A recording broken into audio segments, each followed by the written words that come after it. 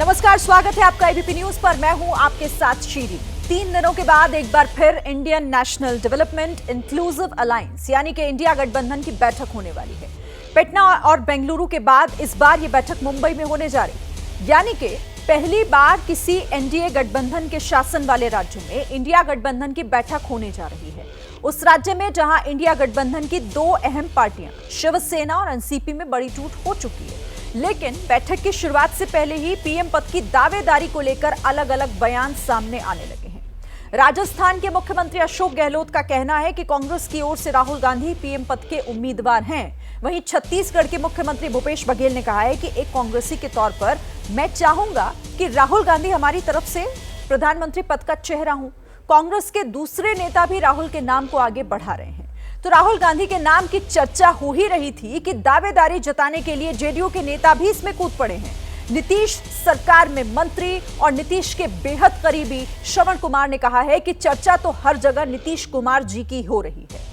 Bihar, UP, Chhattisgarh, Bengal और महाराष्ट्र में सब जगह एक ही चर्चा हो रही है कि नीतीश कुमार प्रधानमंत्री के लायक हैं। जेडीयू के प्रवक्ता नीरज कुमार ने भी इसी तरह की बात कही। नीरज कुमार के मुताबिक नीतीश जी विपक्ष की आवाज हैं और राष्ट्रीय स्तर पर उनकी एक्सेप्टेंस है। हालांकि नीतीश खुद कई बार ये कह चुके हैं कि वो पीएम पद की रेस में शामिल नहीं, लेकिन अटकलें ये भी है कि अभी तक गठबंधन का संयोजक नहीं बनाए जाने से नीतीश कुमार नाराज भी हैं। तो आखिर पीएम पद को लेकर इंडिया गठबंधन में ये किचकिच आखिर कब तक? मोदी के खिलाफ दावेदारी कौन करेगा, चेहरा कौन होगा? आज के हुंकार इन्हीं सवालों पर, लेकिन पहले जरा वार पलटवार देख लीजिए।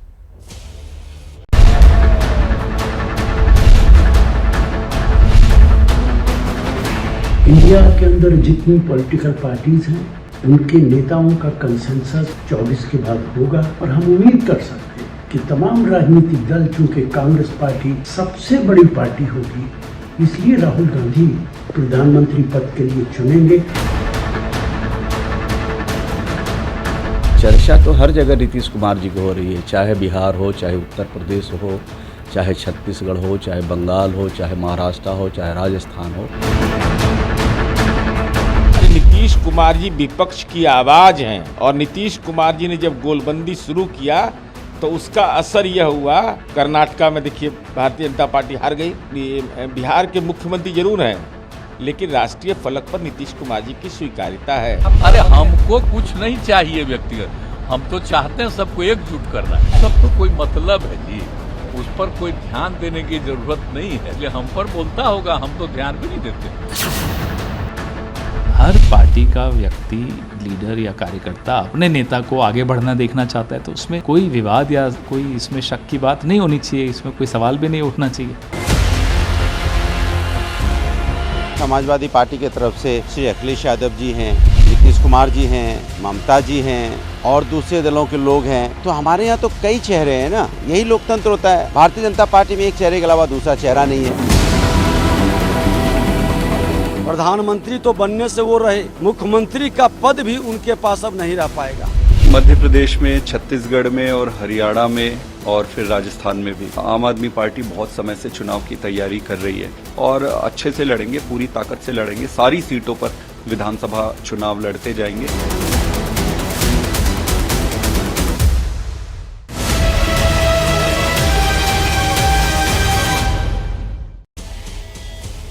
सबके अपने अपने दावे हैं, अपनी अपनी बातें हैं, और जिस तरीके से अब चेहरा कौन होगा ये तय भले ही ना हुआ हो, लेकिन आवाजें जिस तरह से उठ रही हैं, बयान जैसे जैसे सामने आ रहे हैं, वो ये बता रहे हैं कि इसे लेकर कलेश कहीं ना कहीं जरूर बना हुआ है। हमारे साथ आज इस पर बात करने के लिए कई खास मेहमान जुड़े हुए हैं। सबसे पहले मैं आपका परिचय करा देती हूं। अजय आलोक बीजेपी प्रवक्ता हमारे साथ जुड़ गए हैं। सुरेंद्र राजपूत कांग्रेस के प्रवक्ता हमारे साथ जुड़ गए हैं, और जेडीयू के सचिव राजीव रंजन जी भी हमारे साथ इस वक्त शामिल हो रहे हैं, और वरिष्ठ पत्रकार विनोद अग्निहोत्री जी यहाँ स्टूडियो में मेरे साथ हैं। साथ ही हमारे साथ वरिष्ठ पत्रकार हर्षवर्धन त्रिपाठी जी भी मौजूद हैं। आप सबका बहुत स्वागत है एबीपी न्यूज पर। और जिस तरीके से देखिए, अब एक चेहरा आखिर कौन होगा? आपने मोर्चा तो बना लिया, लेकिन चेहरे पर क्या अभी तय नहीं कर पाया है ये गठबंधन? एक नाम इसी को लेकर शुरुआत सुरेंद्र जी मैं आपके साथ कर लेती हूं, क्योंकि अगर राजस्थान के मुख्यमंत्री अशोक गहलोत को सुने तो उनका बयान तो ये कह रहा है, ये बता रहा है कि जैसे आप लोगों ने तो तय कर लिया है कि प्रधानमंत्री पद का दावेदार कौन होगा इस मोर्चे का।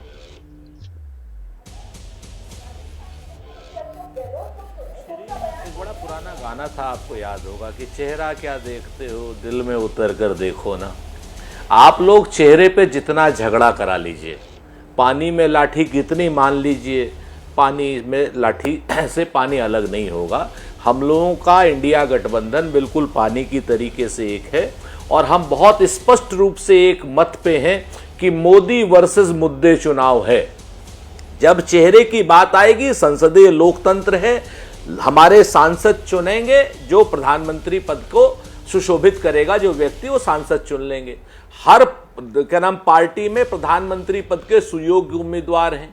कांग्रेस पार्टी में श्री राहुल गांधी जी हैं, श्री मल्लिकार्जुन खड़गे साहब हैं, जेडीयू में श्री नीतीश कुमार जी हैं, एमके स्टालिन साहब डीएमके में हैं, अखिलेश यादव जी जो है समाजवादी पार्टी में, ममता बनर्जी साहिबा जो हैं वो अपनी टीएमसी में हैं, शरद पवार साहब हैं नेशनल एनसीपी में। तो ये ऐसे हमारे यहाँ चेहरे की लड़ाई नहीं है, हमारे यहाँ अहंकार के खिलाफ अहंकार से नहीं लड़ा जा सकता। चेहरे की अगर लड़ाई नहीं है तो फिर ये दावेदारी को लेकर ये बयानबाजी क्यों फिर सुरेंद्र जी? अशोक गहलोत ने तो सीधे सीधे कह दिया है कि वो पीएम पद के दावेदार हैं, पीएम पद के उम्मीदवार हैं। राहुल गांधी का नाम लेकर उन्होंने कहा है। नहीं, क्यों नहीं कहेंगे?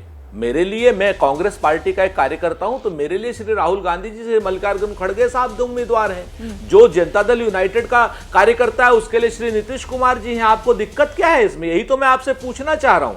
मैं आपको यह बात बताऊं, आपसे एक बार पूछिए एक बार नरेंद्र मोदी जी के समर्थकों से, तो क्या वो ये कहेंगे कि नरेंद्र मोदी जी के अलावा कोई दावेदार है उनके यहाँ प्रधानमंत्री पद का?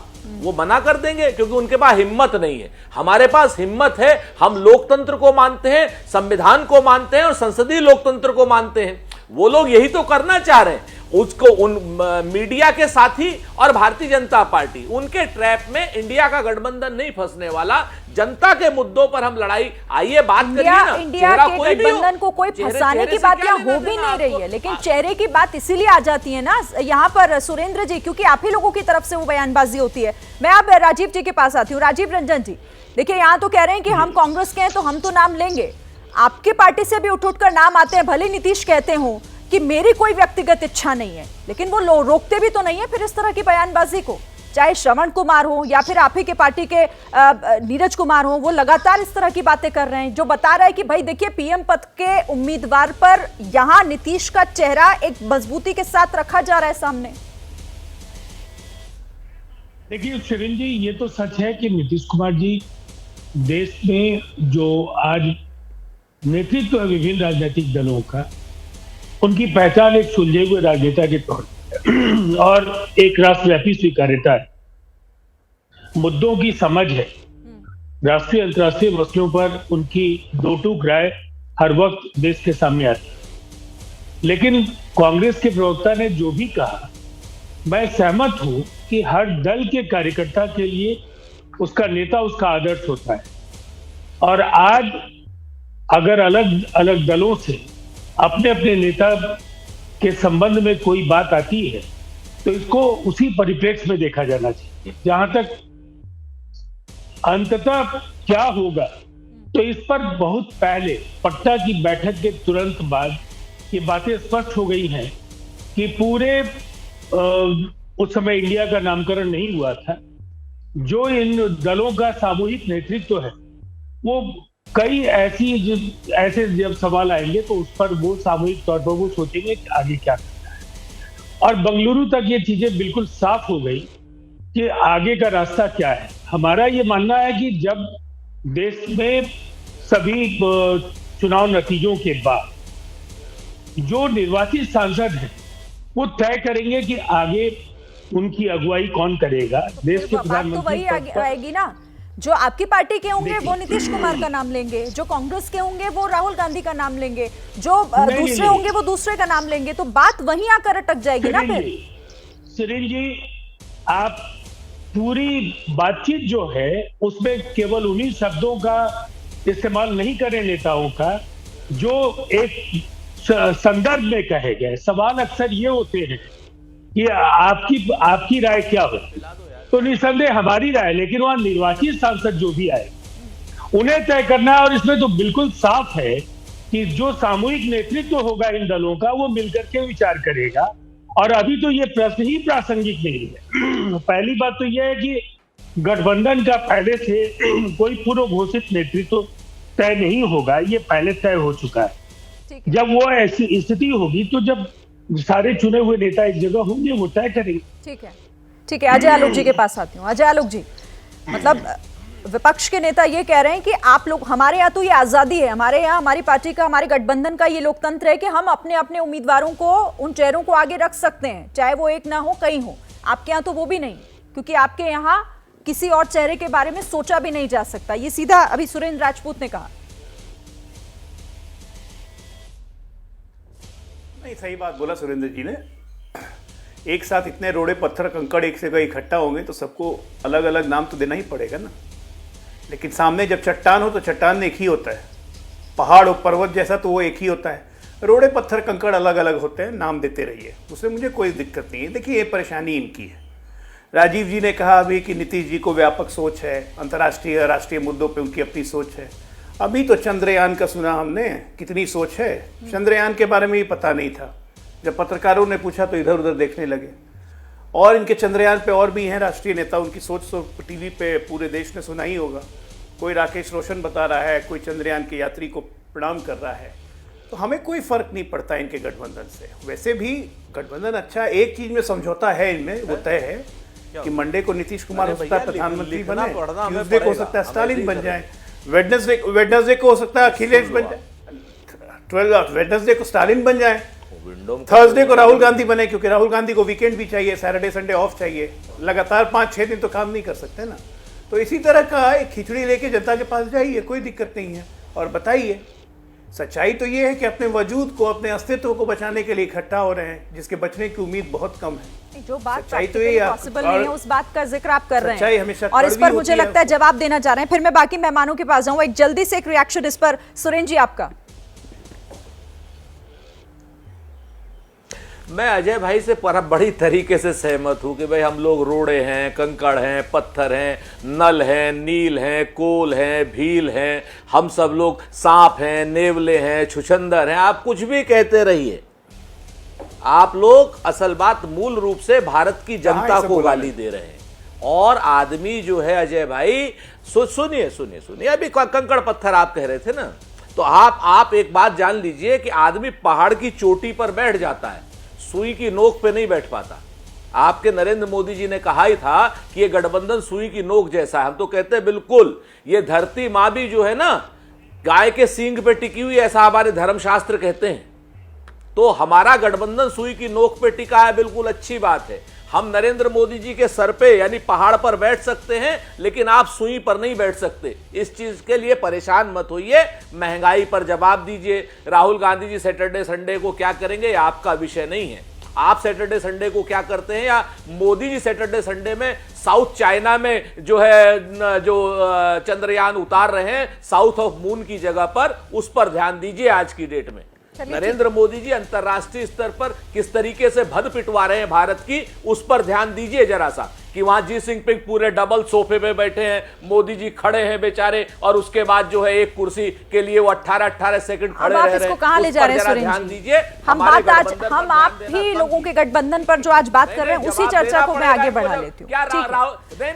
ये राहुल गांधी के ऊपर अपशब्द कहेंगे और हम इनको जवाब नहीं देंगे। किसी के लिए कोई अपशब्द राहुल नहीं गांधी कहेगा। सैटरडे संडे को क्या करते हैं इनको मालूम है। वही कंफ्यूजन दूर करने के लिए तो मैंने आपको मौका दिया था ना कि मैं अपने बाकी मेहमानों के पास जाऊं, उससे पहले आप ये पूरा कर लीजिए। ठीक है, चलिए अब मैं आती हूँ यहाँ पर। विनोद जी मेरे साथ है। विनोद जी, मतलब ये अपनी अपनी महत्वाकांक्षाएं जो सामने आ रही है सभी पार्टियों की, फिर इसमें तो ऐसा सवाल उठेगा ना कि चेहरे को लेकर क्या जो किचकिच है वो हो रही है, इसीलिए कुछ साफ नहीं हो पा रहा। 2 मीटिंग्स हो गई, अब तीसरी अब होने वाली है। नहीं, महत्वाकांक्षा के साथ साथ राजनीतिक व्यवस्था भी है। देखिए, इंडिया गठबंधन का जो चरित्र है वो दलों का गठबंधन है, और हर दल का नेता अपने क्षेत्र में प्रभावशाली है, लोकप्रिय है। अब मान लीजिए ममता जी को डिक्लेयर कर दिया जाए, तो ममता जी का बंगाल में तो असर होगा, लेकिन बिहार में, उत्तर प्रदेश में नहीं होगा। स्टालिन को डिक्लेयर कर दिया जाए तो उनका असर तमिलनाडु में होगा, बाहर नहीं होगा। कांग्रेस के किसी नेता को, राहुल जी को या मल्लिकार्जुन खड़गे को डिक्लेयर कर दिया जाए तो जहां कांग्रेस है वहां तो होगा, बाकी राज्यों में नहीं होगा। शरद पवार या उद्धव ठाकरे का होगा, महाराष्ट्र में होगा। तो ये स्थिति व्यवहारिक स्थिति है। ऐसे में अगर आप किसी को घोषित नहीं करेंगे तो ये एक भ्रम बना रहेगा हर दल के, गठबंधन के कार्यकर्ताओं में और उसके समर्थक जनाधार वर्ग में कि भाई हो सकता है हमारा नेता प्रधानमंत्री बन जाए। बिहार के लोग नीतीश कुमार के लिए वोट करेंगे, मतलब जो उनके समर्थक हैं। बंगाल के ममता जी के लिए करेंगे, उत्तर प्रदेश वाले अखिलेश जी के लिए करेंगे, कांग्रेस का जहां आधार है वो राहुल गांधी और खड़गे जी के लिए करेंगे। तो ये चुनाव से पहले एक भ्रम बना रहता है। गठबंधन सरकारें जब होती हैं, जनता पार्टी की सरकार थी तब कोई घोषित नहीं हुआ था, बाद में बन गए थे। इस 96 में जो है जब देवगौड़ा वो बने तब कोई घोषित नहीं था, 2004 में कोई घोषित नहीं था, बाद में बने। तो ये उसी रणनीति के तहत ये गठबंधन है वो वैसे ही चलेगा। वो मुद्दों की बात करेगा, भारतीय जनता पार्टी नेता की बात करेगी कि आपका नेता कौन है। ठीक है, चलिए इस पर मैं जवाब लूंगी कि क्या ये राजनीतिक व्यवस्था की वजह से तो नहीं है, लेकिन उससे पहले एक हर्षवर्धन जी का कमेंट ले लेते हैं। हर्षवर्धन जी। नहीं, मुझे लगता है शिरीन, देखिए ये विशेषाधिकार है दलों का कि वो किसको नेता चुने, लेकिन एक जो स्वाभाविक अपेक्षा होती है, कोई भी गठजोड़ बन रहा है, कोई भी गठबंधन हो रहा है, ये कहने से काम नहीं चलता है कि अच्छा भाई ठीक है हम बाद में नेता चुन लेंगे और सब हमारे लिए वोट करें। मुझे लगता है कि इस गठजोड़ को एक नेता की जरूरत है। प्रधानमंत्री पद का दावेदार उम्मीदवार कौन होगा वो बाद में तय किया जा सकता है, लेकिन अभी सबसे पहले जिसको हम जो INDIA गठजोड़ है, जो संयोजक की बात थी, कम से कम वो उम्मीद की जा रही कि जो 31 तारीख को मुंबई में बैठक होने वाली है वहां तय हो, और निश्चित तौर पर बिना किसी इफ बट के स्वाभाविक दावेदार के तौर पर नीतीश कुमार दिखते हैं। अब वो भले ही लालू जी भी चाहते हो कि जल्दी से जल्दी वो संयोजक बन जाएं, भले ही कोई और वजह हो, भले ही एक कॉमन पॉइंट है वो, क्योंकि देखिए अब वो राजनीति से आप कहें तो एकदम जिसको कहें कि वो आखिर की तरफ हैं, वहां पर खड़े हैं जहां वो कह सकते हैं कि भाई हमें किसी से कुछ लेना देना नहीं है, भले ही वो मुख्यमंत्री की कुर्सी पर बैठे हों। लेकिन एक नेता के तौर पर, संयोजक के तौर पर मुझे लगता है कि नीतीश कुमार स्वाभाविक दावेदार के तौर पर दिखते हैं। अगर उसमें कोई किंतु परंतु होगा या कोई संयोजक मंडल जैसा तय करने की स्थिति बनेगी तो और ज्यादा भ्रम फैलाएगा और इस गठजोड़ की विश्वसनीयता को और खतरे में डालेगा। राजीव जी, इसका जवाब दीजिएगा। अगर संयोजक के तौर पर दिखाई दे रही है भूमिका नीतीश कुमार की, तो फिर तय क्यों नहीं हो पा रही? और खबरें तो ये भी आ रही थी कि नाराजगी भी इसी को लेकर है नीतीश कुमार की। देखिए, खबरों और कयासों और अटकलबाजियों पर अक्सर जो टीवी डिबेट्स में जिस तरह की बातें आती और उसमें भारतीय जनता पार्टी के अहंकार के जरिए मुद्दों को जिस तरह से बेअसर करने की कोशिश की जाए, उसके बीच में कुछ बात कहना चाहिए। पहले तो अजय आलोक जी को मैं कहूंगा जिस गुरुकुल के वो छात्र रहे हैं, उन्हें अपने गुरुदेव की स्मृतियां होंगी, और नीतीश कुमार जी एक सुलझे हुए नेता हैं, इससे इनकार कैसे उन्होंने किया ये मेरी समझ से परे है। राजनीतिक व्यवस्था उनके नए दल में होने की वजह से हो सकती है, लेकिन मैं हर्षवर्धन जी की बातों से काफी हद तक सहमत हूं कि हर गठबंधन को अपनी रणनीति तय करने का अधिकार है, और जो संयोजक को लेकर के उन्होंने बातें कही, मुझे लगता है मुंबई की बैठक से कुछ न कुछ ऐसे फैसले आएंगे जिससे आगे का जो रोडमैप है वो बहुत स्पष्ट हो जाए। लेकिन मैं एक बात जरूर कहना चाहूंगा, भारतीय जनता पार्टी में नरेंद्र मोदी जी से ज्यादा बेहतर परफॉर्म करने वाले अनेक नेता, वहां नितिन गडकरी जैसे लोग हैं जिनकी राष्ट्रीय स्वीकार्यता इसलिए नहीं है कि उन्होंने जाति, धर्म और जो अलग अलग समुदायों के बीच परस्पर विद्वेष भड़काने वाले उन्होंने बयान दिए, उनकी जो पहचान बनी वो उनके काम से बनी है। जहां भी वो रहे उन्होंने परफॉर्म किया। लेकिन भारतीय जनता पार्टी के नेताओं की ये व्यवस्था है, क्योंकि उन्होंने हश्र देखा है अपने वरिष्ठ नेताओं का, उन्होंने आडवाणी जी से लेकर मुरली मनोहर जोशी और पहली कतार के अनेक नेताओं का निर्वासन भी देखा है कि आखिरी दिनों में जिन्होंने इस पार्टी को खड़ा किया, आज वो किन हालात में वो जी रहे हैं। तो इसीलिए ऐसी गुलामी उन्हें मैसर, उन्हें मुबारक हो। लेकिन मैं इतना जरूर कहना चाहूंगा कि ये गैलेक्सी ऑफ लीडरशिप है इंडिया के पास, और इंडिया का मतलब है जो हिंदुस्तान का फेडरल स्ट्रक्चर, उस फेडरल स्ट्रक्चर में राजीव जी वही सवाल फिर से, ठीक है पूरा करिए। हाँ, देखिए, सबसे पहली बात तो ये है कि आइडियली हम एक प्रधानमंत्री पद के लिए चुनाव के लिए, देश के राष्ट्रपति का चुनाव नहीं हो रहा है, हम अमेरिकी चुनाव प्रणाली को लेकर के नरेंद्र मोदी जी के कार्यकाल में कुछ ज्यादा ही प्रभावित होते जा रहे हैं। आमतौर पर जो लोग चुने जाएंगे वो चाहे किसी भी दल के होंगे, प्रीपोल अलायंस होगा, कुछ पोस्टपोल अलायंस बार-बार कह चुके अब आप मेरी बात आप सुनिए ना मेरी बात, आपने बार-बार वही बात कर रही है तो उसे रिपीट करने का कोई मतलब नहीं है। मैं सिर्फ ये कह रही हूँ जो हर्षवर्धन जी यहाँ पर कह रहे थे और आपने भी वही दोहराया कि सुलझे हुए हैं, तो फिर आप जल्दी से ये तय क्यों नहीं करते थे कि आखिर इस गठबंधन का संयोजक कौन होगा? क्योंकि देखिए एक नेतृत्व की जरूरत तो होगी ना। आपका पैनल तो नहीं कर पाएगा, ये तो इंडिया का नेतृत्व करेगा। आप ही लोगों को है, उम्मीद भी आप ही लोगों से है कि आप ही लोग तय करेंगे। तो 31 तक की जो तारीख है, 31 और 1 का तो कम से कम इतने बेसब्र हम लोग क्यों हो रहे हैं? तारीख का इंतजार कीजिए। उस बैठक में कुछ जो सवाल नहीं सुलझ पाएंगे वो अगली बैठकों में सुलझेंगे, लेकिन ये तय है कि जिस तरह से भारतीय जनता पार्टी की मुश्किलें बढ़ रही हैं, केवल अनावश्यक सवालों के जरिए आप इंडिया के नेतृत्व को और उनके मतदाताओं को केवल भ्रमित करना चाहते हैं, लेकिन मतदाता के विवेक को जो लोग भी ठगने की कोशिश करेंगे राजीव जी, उसके नतीजे भयानक राजीव होते रंजन हैं। जी, बहुत बड़ी परेशानियों का सामना करना राजीव जी, मैं विनोद अग्निहोत्री बोल रहा हूँ। एक छोटा सा सवाल आपसे है, बड़ा मासूम सा। आपने बिल्कुल सही कहा कि भारतीय जो लोकतंत्र है और जो संसदीय प्रणाली है उसमें निर्वाचित सांसदों को ही अधिकार है प्रधानमंत्री चुनने का। ये राष्ट्रपति प्रणाली जो है पिछले कुछ वर्षों से देश में चल गई है, तो ये इंडिया गठबंधन उसको नहीं अपना रहा, वो संसदीय। लेकिन जब बिहार का चुनाव होता है तो अब नीतीश कुमार जी को मुख्यमंत्री पहले ही डिक्लेयर कर देते हैं, उत्तर प्रदेश में समाजवादी पार्टी अखिलेश जी को डिक्लेयर कर देती है, बंगाल में ममता जी को डिक्लेयर कर देती है, तब संसदीय प्रणाली और विधायकों के अधिकार कहाँ चले जाते हैं? यही प्रश्न बीजेपी के लिए भी है, ऐसा नहीं आप ही के लिए है। देखिए विनोद जी, मैंने जो कुछ भी कहा देश के वरिष्ठतम पत्रकारों में जी, मैंने कहा संघीय ढांचा, भाषाओं की जो विविधता है इस देश में, अलग अलग राज्य, अलग अलग तरह की सोच, अलग अलग समस्याएं, अलग अलग राज्यों में जो प्राथमिकताएं हैं वो अलग अलग हैं, और इसमें इससे बेहतर और आदर्श स्थिति नहीं हो सकती है कि संघीय ढांचे की जो आवश्यकताएं हैं, उनकी जो अपेक्षाएं हैं, उनके अनुरूप चुनाव के नतीजों का इंतजार कीजिए।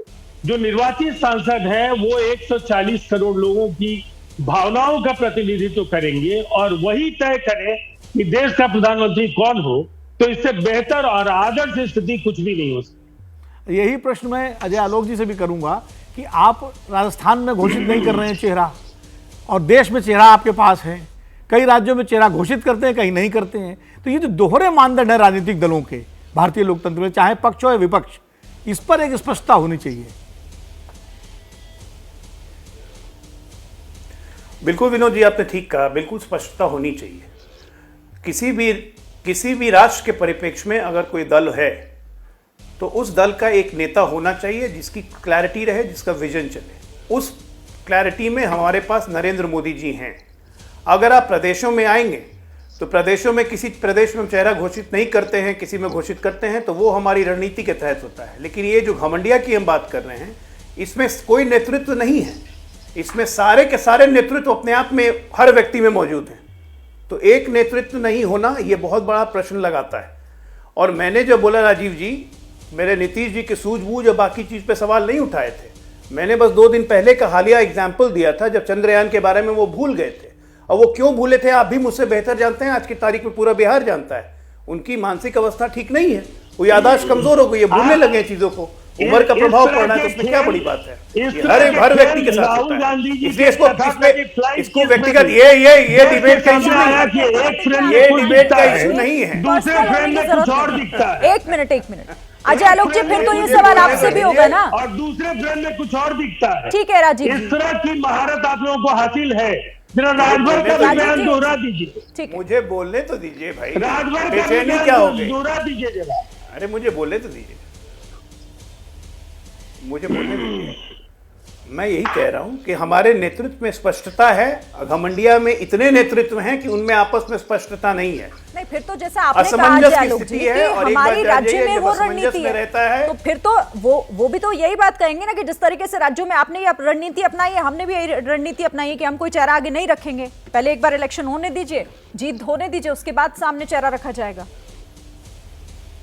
तो हम तो हमने कब उनसे हाथ जोड़ के विनती की है कि भैया अपना कोई चेहरा आगे ले आओ?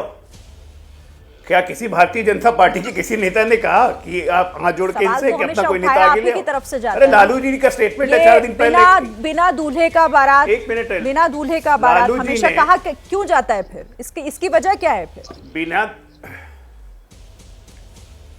तो वाह, हम मजा भी नहीं लें, मतलब हम विपक्ष में हैं, हम इनसे मजा भी नहीं लें, वो अधिकार भी हमारा आप ले लेंगी। सुरेंद्र जी, अब इसका जवाब आप दीजिए। देखिए कि 3-4 संयोजक बनाए जाएंगे, ठीक है, मैं सुरेंद्र जी का 3-4 संयोजक बनाए जाएंगे, तो उस पे इनसे पूछ लीजिए कि संयोजक मंडल कब बनेगा। मतलब आप लोग मजा लेना और आप लोगों पर चुटकी लेने का जो मौका है वो दे रहे हैं आप सरकार को, बीजेपी को, केंद्र सरकार को। मैं फिर से सहमत हूं आलोक भाई से, क्योंकि ये अपने आप में सच है और ये मैं सीरियस नोट पे कह रहा हूं कि 2014 के बाद ये जो वर्तमान में आलोक जी जिस पार्टी के नेता हैं, प्रवक्ता हैं, इन लोगों ने मजा लेने की परंपरा खत्म कर दी है। ये लोग हर चीज पे FIR कर देते हैं। अभी जैसे इन्होंने कहा भाई मजा आप लीजिए नीतीश जी से मजा, हम लेते हैं मोदी जी से मजा। हम पूछते हैं भैया नारियल का जूस पिलाओ हमें, हम पूछते हैं भैया वो 600 करोड़ लोगों से वोट कहां लिए हो नरेंद्र मोदी जी बताओ। आप हम पूछते हैं भी जो 15 अगस्त के भाषण में 20 बार उनकी जब जबानें वो हुई फिसली, तब हम उसका मजाक बनाते हैं, हमारे खिलाफ FIR हो जाएगी। राजनीति में होना चाहिए ये सब, मजा वजा लेना चाहिए आलोक भाई, लेकिन आप जिस पार्टी में चले गए हो ना, ये अटल अडवाणी की पार्टी नहीं है, ये अब इसकी है तो FIR हो जाएगी। अगर आप भी कहीं बाहर आकर के हमारी तरफ आकर के मजा ले लिए तो मत लेना मजा मोदी जी से, FIR हो जाएगी, जेल में बंद हो जाओगे। तो ये आप एक चीज जान लीजिए, तो मजा दोनों तरफ से लिया जाएगा। अब आप दूसरी बात, ये अभी घमंडिया और हर्षवर्धन जी ने IN भी खा गए थे, IDIA कर गए। सोच बात यह है कि अगर हम NDA को नॉन डेमोक्रेटिक अलायंस कहें या जैसे घमंडिया जैसे अपशब्द का इस्तेमाल कर रहे हैं, तो हमारे पास तो बहुत अपशब्द हैं, हम कर सकते हैं, लेकिन हम इसलिए नहीं करेंगे कि हमें अपनी भाषा की सभ्यता रखनी है। यहां पर ये सब मजा लेने की जगह आलोक भाई जनता को मजा देना सीखिए। जनता महंगाई की मार से त्रस्त है, मजे में नहीं है। जनता बेरोजगारी की मार से त्रस्त है, मजे में नहीं है। आप मजा लीजिए आपस की व्यक्तिगत बहस में, आप मजा लीजिए अपने क्या नाम बैठकों में, जहां 5 सितारा होटलों में आपकी बैठकें होती हैं, खूब खाइए पीजिए, खूब डांस कीजिए, मजा लीजिए, लेकिन बेरोजगारी से निजात दिलाने का प्लान बताइए, लोगों को बेरोजगारी से निजात दिलाइए। आप जो है लोगों की आय को दुगना करने की किसानों की बात कर रहे थे, उनकी दुगनी आय करके उनके साथ मजा लीजिए। उनका कर्ज और उनका खर्च तीनों 3 गुना बढ़ा करके आप मजा ले रहे हैं, और किसान मेरा खून के आंसू रो रहा है। आप मजा कैसे ले सकते हैं? आप मजा कैसे ले सकते हैं जब बिहार के लड़कों पर रेलवे की परीक्षा के लिए लाठी चलती है, अग्निवीर में उनको धमकी दी जाती है, अगर प्रदर्शन किया तो हम आपकी FIR कर देंगे। कैसे आप मजा ले सकते हैं? आप जवाब ले लेते हैं। आप इतने क्रूर तो नहीं थे, इतने क्रूर आप कैसे हो सकते हैं? ठीक है सुरेंद्र जी, जवाब लीजिए, जवाब लीजिए अजय आलोक जी। मुझे लगता है कि अभी हिमाचल प्रदेश में बहुत जम के प्राकृतिक आपदा आई थी, नहीं? कांग्रेस की सरकार है, लेकिन अपने लोगों के जख्मों पे मलहम लगाने का समय नहीं था युवराज के पास। लेकिन 8 दिनों से लेह लद्दाख और जम्मू श्रीनगर में जाके ठंडी हवा का मजा लेने का एहसास था। सरकार आपकी है ना, तो उनको जाना चाहिए था ना हिमाचल। हमारे तो लोग गए, हमारी तो सरकार नहीं है, तभी JP नड्डा साहब, अनुराग ठाकुर सब कोई चले गए।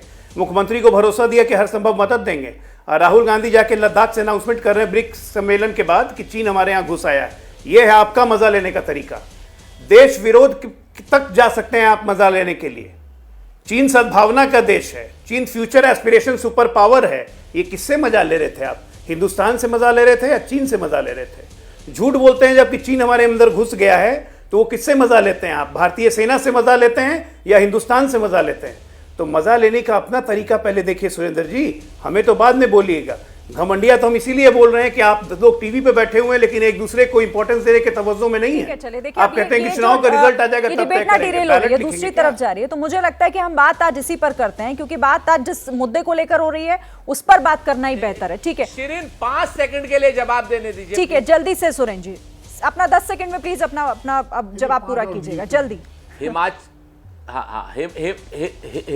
हिमाचल में हमारे मुख्यमंत्री और पूरी कांग्रेस, पूरी सरकार पूरी तरीके से लगी हुई है। वहां पर वीआईपीज के आने पर क्या नाम परेशानी होती है, इसलिए नहीं गए। नंबर 1। नंबर 2, अगर आप बार बार घमंडिया कहेंगे आलोक जी, तो आपका अलायंस हम नंगे दलालों का अलायंस कह देंगे तो आपको खराब लगेगा। एनडीए नंगे दलाल का अलायंस। अब आगे बढ़ाते हैं इसको, अब आगे बढ़ाते हैं इसको। और मैं हर्षवर्धन जी के पास आती हूँ। हर्षवर्धन जी, आपने थोड़ी देर पहले कहा कि गठजोड़ है तो नेता की जरूरत तो होगी, और एक और बात आपने कही, और यहाँ पर ठीक है मैं आती हूँ आपके पास। यहाँ पर विनोद जी ने भी कहा कि राजनीतिक व्यवस्था, तो क्या ये राजनीतिक व्यवस्था इतनी बड़ी है कि अब जैसे जैसे नजदीक आता जा रहा है टाइम चुनावों का, ये तय हो पाएगा या नहीं हो पाएगा, या फिर इसको लेकर कलेश इस गठबंधन में आगे बढ़ेगा? देखिए, क्लेश तो इस गठबंधन में है ही, और अगर शिरीन ये नहीं होता तो शायद पहली बार होगा। ठीक है कि अलग अलग समय पर गठजोड़ बनाकर ही सत्ता से लड़ने की कोई ये नई बात नहीं है, पहले भी होता रहा है, लेकिन ये शायद पहली बार होगा कि अलग अलग समय पर एक पार्टी कहती है कि ये शर्त हमारी पूरा करिए तो हम अगली बैठक में आएंगे या आगे बढ़ेंगे या नहीं बढ़ेंगे। फिर कहते हैं कि अच्छा ठीक है, ये ऑल इंडिया अलायंस तो है, लेकिन राज्यों में हमारी अपनी रणनीति है, और अचानक एक नेता उठता है और वो दूसरे राज्य में जाता है और कहता है, अरविंद केजरीवाल का उदाहरण है कि जाते हैं और मध्य प्रदेश छत्तीसगढ़ में कहते हैं ये तो सरकार किसी काम की नहीं, कांग्रेस पूरी तरह से विफल है, एकदम बेकार हो गई है, शिक्षा स्वास्थ्य के मामले में कुछ किया नहीं भूपेश बघेल ने, वो जाकर वहां सवाल खड़ा करते हैं। और ममता बनर्जी अपने यहाँ कांग्रेस के विधायक को तोड़ लेती हैं, इतना तक नहीं है, वो बाकायदा कांग्रेस के कार्यकर्ताओं के खिलाफ कार्रवाई करती हैं, और पंचायत चुनाव के बाद कहते हैं कि देखिए हमारे खिलाफ भाजपा, कम्युनिस्ट और कांग्रेस एक हो गए। तो यहाँ जो अंतर विरोध है वो बहुत ज्यादा है, और वो अंतर विरोध बढ़ता है जब दिल्ली और पंजाब की यूनिट वो कांग्रेस के सामने ऐसे एक तरह से कहें कि धर्म संकट की स्थिति कर रही, जिसमें अलका लांबा निकल कर कह रही कुछ कहती हैं, फिर उनको खारिज किया जाता है, फिर से कांग्रेस उनको अपने जो CWC होती है उसमें स्पेशल इन्वाइटी बना लेती है। तो मुझे लगता है कि अंतर विरोधों का ही गठबंधन है, और इसीलिए आवश्यक है कि आपका कोई संयोजक हो, कोई एजेंडा हो, कोई बात करने वाला हो। अलग अलग लोग बात करते रहेंगे तो ये मुश्किल है, और इसका राज्यों के नेतृत्व से कोई तुलना इसकी नहीं की जा सकती है। भारतीय जनता पार्टी या किसी भी दूसरे दल का राज्य में राजीव जी इसका जवाब दीजिएगा। अंतर विरोध अगर इतना होगा कि मंच पर बयानबाजी अलग, मंच पर सारे साथ खड़े हैं अलग, जब अलग अलग प्रदेश में जाते हैं तो वहां ये दूरियां साफ नजर आती हैं, तो ऐसे तो फिर कैसे होगा, कैसे काम बन पाएगा आगे? देखिए, एक बात तो बिल्कुल साफ समझना होगा, जब नीतीश कुमार जी ने इस अभियान का सूत्रपात किया था तो चुनौतियां हैं, इसका एहसास हम सबों को था। जो विपक्ष के जो भी राजनीतिक दल हैं, अलग अलग राज्यों में उनके स्टेक्स हैं, और निसंदेह अपने तरीके से अपना जो हित है उस पर वो एक दबाव की रणनीति आप कहें, या जो उनके मुद्दे हैं, उनकी प्राथमिकता है, उसके आधार पर अपनी बातें रखते हैं। लेकिन गठबंधन का जब स्वरूप बना और उसके बाद धीरे धीरे ये एक आकार ग्रहण करने लगा है, तो मुझे लगता है धीरे धीरे ये चीजें स्वतः विलोपित होती चली जाएगी। आप देखेंगे मुंबई के बाद इस तरह के जो गत्यावरोध हैं या जो आपसी विवाद हैं, जिन राज्यों में नीतीश कुमार जी ने पहले भी कहा कि एक सीट पर एक उम्मीदवार विपक्ष का हो और कम से कम 450 ऐसी सीटें इस देश में हो, तब भी हमें ये पता है कि इसका मतलब है 90 से ज्यादा ऐसी सीटें होंगी जहां हर सीट पर एक के मुकाबले एक नहीं होता है। तो ये सच है कि 450 पर भी 300 सीटें हम लोग जीत सकते हैं। तो इसलिए मैं समझता हूं हम अपनी रणनीति में सफल होंगे। जहां कुछ कमियां हैं, जहां चुनौतियां हैं, उनका एक हल ढूंढने में एक ऐसा सौभाग्य है इस इंडिया के लीडरशिप को कि सभी अलग अलग राज्यों के या तो मुख्यमंत्री हैं या महत्वपूर्ण राजनीतिक दलों के प्रधान। इसीलिए एक समझ है, कई कार्यकाल उन्होंने एक एक राज्य में राजीव जी आप मेरी बात नहीं समझे, ये समझ उस मंच पर तो दिखती है, लेकिन जब वहां से अलग हटते हैं तो फिर ये दिखाई क्यों नहीं देती है? मेरा सवाल इससे जुड़ा हुआ था। यहाँ पर विनोद जी कुछ कहना चाह रहे हैं, फिर उस पर आप जवाब दे दीजिएगा। नहीं, मैं राजीव जी से नहीं कोई प्रश्न कर रहा हूं, मैं गठबंधन की राजनीति पर थोड़ी सी अपनी बात करना चाहता हूं। गठबंधन की राजनीति हमेशा अंतर्विरोध से भरी होती है। सहज हो तो फिर मर्जर न हो जाए पार्टियों का, फिर विलय हो जाएगा, एक पार्टी बन जाएगी। देखिए, इस देश में गठबंधन का इतिहास 1967 से शुरू हुआ, जब संविध सरकारें बनी राज्यों में, और वहां भी विरोधाभासी एक दूसरे के साथ थे। समाजवादी भी थे और जनसंघ भी था। उसके बाद जनता पार्टी की सरकार भी गठबंधन ही था, वो विलय हो गया। ये तय हुआ कि शायद विलय से बात ज़्यादा अच्छी रहेगी, लेकिन विलय भी नहीं चला, सरकार 2 साल में गिर गई। 89 में जब वीपी सिंह की सरकार बनी, तब भी विरोधाभासी गठबंधन था। लेफ्ट राइट दोनों एक साथ थे, सपा और ये क्या कह रहा हूँ, वामपंथी और भाजपा। उसके बाद 96-97 में जब गठबंधन बना, तो भी विरोधाभासी शक्तियां एक साथ थीं। यहां तक कि देवीलाल को चुन लिया गया संसदीय दल का नेता, और उसके बाद उन्होंने अपनी पगड़ी उठा करके वीपी सिंह के सिर पर रख दी। तब भी प्रधानमंत्री पद चंद्रशेखर जी नाराज होकर बाहर निकल आए। इसके बाद 2004 में जब गठबंधन बना, तो समाजवादी पार्टी जो गठबंधन में शामिल नहीं थी, वो भी चली गई समर्थन देने, और इस वहां भी विरोधाभासी था। एनडीए जब बना है 96, 97, 98 में, उसमें वो दल शामिल होते हैं एनडीए में जो कॉमन मिनिमम एजेंडा बना करके, नेशनल एजेंडा फॉर गवर्नेंस, जो एक दूसरे के साथ बैठ नहीं सकते थे।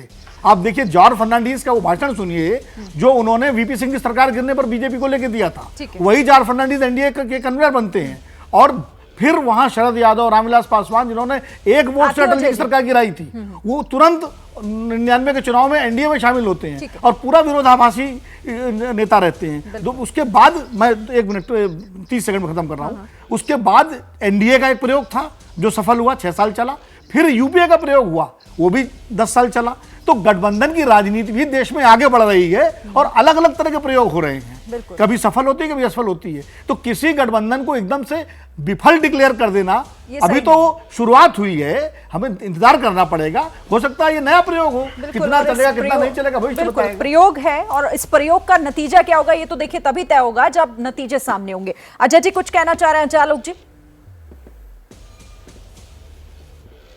मैं विनोद जी से बिल्कुल सहमत हूं कि गठबंधन की राजनीति में हमेशा विरोधाभास होता है, लेकिन साथ में मैं ये ऐड करना चाहता हूं कि गठबंधन की राजनीति से देश को हमेशा नुकसान ही हुआ है। दूरगामी और मजबूत फैसले कभी ये सरकार नहीं ले पाती है। हम अपने एनडीए की उदाहरण देता हूं। अटल बिहारी वाजपेयी ने एनडीए की सरकार चलाई, ना हम राम मंदिर का मुद्दा ढूंढ पाए, ना हम धारा 370 खत्म कर पाए, ना हम यूसीसी पे एक भी डिस्कोर्स इस देश में शुरू कर पाए। आज एक इंडिपेंडेंट सरकार है, लगातार तीनों चीज पे हम लोग काम कर रहे हैं और एक मजबूत और स्पष्ट दिशा में देश बढ़ रहा है। आप जब गठबंधन उठाइए, चाहे 89 का उठाइए, 77 का उठाइए, 96 का उठाइए, ये कभी भी अपना टर्म पूरा नहीं कर पाई और ये दोबारा चुनाव करवाने की नौबत पड़ी। इससे नुकसान किसका होता है? देश का नुकसान होता है। तो अब ये समय आ गया और देश की जनता भी जागरूक है और मीडिया के माध्यम से, सोशल मीडिया के माध्यम से लोग ये जानते हैं कि स्पष्ट बहुमत का मतलब क्या होता है। आज नरेंद्र मोदी जी की अगर विश्व में इज्जत है तो वो इसलिए है क्योंकि स्पष्ट बहुमत 2-2 बार मिला और भारत की जनता उनकी नीतियों पर भरोसा कर रही है। आज अगर हम आगे बढ़े हैं, 5th इकोनॉमी हो गया, डिजिटल इकोनॉमी इतना बढ़ा, आज हमारे प्रॉब्लम सॉल्व हो रहे हैं, तो उसका बहुत बड़ा कारण है कि स्पष्ट बहुमत और एक क्लियर नीति, पॉलिसी पैरालिसिस की कोई स्टेज नहीं है हमारे यहाँ। और ये इसका दंश देश भुगत चुका है 2004 से 14 में। इसलिए मुझे लगता है कि आज की तारीख में गठबंधन का तो जमाना नहीं है। ठीक है, एक लाइन में अजय जी, अजय जी आपकी बात सही है कि गठबंधन की राजनीति कई बार सरकारें गिरी भी हैं, लेकिन ऐसा नहीं गठबंधन की सरकार ने अच्छे काम नहीं किए हैं। मंडल आयोग जिस पर पूरा सामाजिक न्याय आज है, वो गठबंधन की सरकार, वीपी सिंह की सरकार लाई थी। पोखरण विस्फोट नंबर 2 अटल बिहारी वाजपेयी ने किया था, गठबंधन की सरकार का था, ऐसा नहीं है। और नरसिम्हा राव की माइनॉरिटी गवर्नमेंट ने इस देश की पूरी आर्थिक उदारीकरण की तस्वीर बदल दी। तो ऐसा नहीं, गठबंधन की सरकारें हमेशा खराब काम करती है। और एक बात, मजबूत सरकारें भी कई बार गलत काम करती हैं। इमरजेंसी एक मजबूत सरकार ने लगाई थी, नोटबंदी जैसा फैसला मजबूत सरकार का हुआ, जो बाद में देश के लिए उनके परिणाम सामने हैं। तो मजबूत सरकारों से भी गलतियां होती हैं, गठबंधन सरकारों से भी गलतियां होती हैं। सरकार के कामकाज में तय होता है कौन सही है कौन गलत। बात कह रहे हैं और इस पर जवाब भी देना चाह रहे हैं। तो विपक्ष का मोर्चा यानी इंडिया गठबंधन का आखिर चेहरा कौन, ये फिलहाल तो एक सवाल है, लेकिन जो अब अगली बैठक मुंबई में होने जा रही है, क्या उसमें ये साफ होगा या इसको लेकर कुछ तस्वीर साफ हो पाएगी, ये फिलहाल देखना होगा। सभी मेहमान हमारे साथ बने हुए हैं। एक महत्वपूर्ण सवाल जल्दी से सामने रख देते हैं कि आखिर 2024 के लिए इंडिया गठबंधन का सबसे मजबूत चेहरा कौन है। और जल्दी जल्दी, क्योंकि वक्त मेरे पास कम है, 10-10 सेकंड में अपना जवाब सामने रखिएगा। शुरुआत विनोद जी आपसे। सबसे मजबूत चेहरा अभी तो इंडिया गठबंधन तय करेगा, इसमें मैं क्या बता सकता हूँ। कोई भी एक चेहरा, अब एक चेहरा बताना बड़ा मुश्किल है, वहां तो चेहरे ही चेहरे हैं, एक चेहरा थोड़ी है। अब किस पर मैं कह दूं, नीतीश कुमार जी संयोजक पद के लिए बड़े अच्छे माने जाते हैं, खड़गे साहब हैं, सुरेंद्र जी, बहुत सारे लोग हैं। ठीक है, सुरेंद्र राजपूत जी, कोई एक चेहरा सबसे मजबूत इस गठबंधन का? देखिए, सभी दलों के पास अपने अपने सबसे मजबूत चेहरे हैं। हम लोग मानवीय सूचकांक को मानते हैं। जैसे भारतीय जनता पार्टी ये कहती है कि साहब हमने 5वीं अर्थव्यवस्था बना दी, तो शिरीन ये देख लीजिए, भारत में परचेजिंग कैपिटल में 2014 में ही तीसरे नंबर की अर्थव्यवस्था हो चुकी थी। हम चेहरे की बात तो हमारे पास बहुत चेहरे हैं। अजय आलोक जी, आपको क्या लगता है सबसे मजबूत चेहरा कौन है इस गठबंधन का? और लेकिन ये जरूर अजय आलोक बता दें कि नरेंद्र मोदी के अलावा इनके यहाँ है। देखिए ऐसा है शिरीन जी, तो ये बोलेंगे बीच में, तो बोलिए जल्दी से अजय जी। देखिए मैं शिरीन जी, मैं विनोद जी को बस एक बात का जवाब देना चाहता हूं कि गठबंधन सरकार अच्छा काम करती है, मैं भी मानता हूं, लेकिन वो स्केल वो गति नहीं होती है। दूसरी बात, एक मजबूत सरकार जो तानाशाह थी उसने इमरजेंसी लगाया। अजय जी, मुझे ये बोलने दीजिए शिरीन जी, जरूरी है। इन्होंने नोटबंदी पे सवाल उठाए। नोटबंदी के कारण देश की डिजिटल अर्थव्यवस्था बदल गई। 4.5 करोड़ का आरोप प्रत्यारोप तो हो गए ना अजय जी? ठीक है राजीव जी, मैं राजीव जी से जल्दी से कमेंट लूं। राजीव जी, सबसे मजबूत चेहरा कौन है इस गठबंधन का? राजीव रंजन जी, जल्दी से जवाब दीजिएगा। देखिए, गठबंधन के पास देश का श्रेष्ठ नेतृत्व है, सामूहिक नेतृत्व है। समय तय करेगा कुछ नाम भी तो होगा, कोई चेहरा होगा ना राजीव जी? मैंने कहा हम तो सामूहिक नेतृत्व में विश्वास करते हैं। हर्षवर्धन जी, जल्दी से बताइएगा चेहरा कौन यकीन सबसे मजबूत? देखिए शिरीन, गठबंधन में कहते हैं चेहरे ही चेहरे हैं, लेकिन दरअसल वो सारे चेहरे अवसान की ओर हैं राजनीति। अकेला चेहरा अगर बनता है तो राहुल गांधी बनते हैं। आप इकलौते हैं जिन्होंने नाम दिया है कि आपने राहुल गांधी का नाम लिया। ठीक है सर, मेरे पास समय इतना ही था। बहुत बहुत धन्यवाद आप सभी का हमारे साथ इस चर्चा में जुड़ने के लिए, शामिल होने के लिए।